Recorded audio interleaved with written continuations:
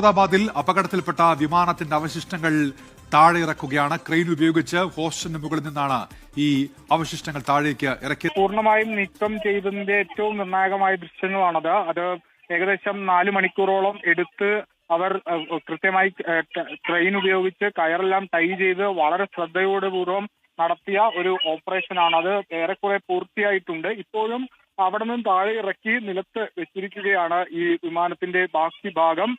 ഇടിച്ച അപകടം, അതായത് അപകടം ഈ ഹോസ്റ്റലിലേക്ക് ഇടിച്ചു കയറി അതിന്റെ ഒരു വശം വിമാനം രണ്ടായി പിളർന്നു പോയിരുന്നു. അതിന്റെ മുൻവശം നിലത്ത് വീണിരുന്നു. അതിന്റെ പുറകുവശമാണ് ഈ ഹോസ്റ്റലിന്റെ ഏറ്റവും മുകളിലത്തെ നിലയിൽ തങ്ങിയിരുന്നത്.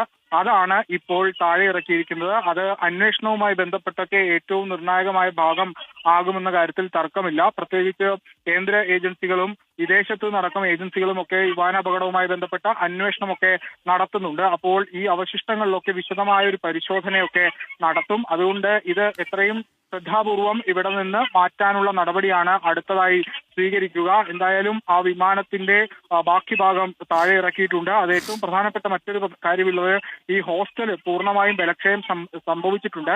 ഇനിയും അത്തരത്തിൽ വിമാനം അവിടെ ഇരുന്നാൽ ഈ ഹോസ്റ്റൽ പൂർണ്ണമായും, അതൊരു വലിയ ഹോസ്റ്റലാണ്, അത് പൂർണ്ണമായും ഇടിഞ്ഞ് മറ്റിടങ്ങളിലേക്ക് വീഴും. തൊട്ടടുത്ത് വേറെ താമസിക്കുന്ന ഹോസ്റ്റലുകളൊക്കെ ഉണ്ട്. അപ്പൊ അവർക്കടക്കം ബുദ്ധിമുട്ടുണ്ടാകും.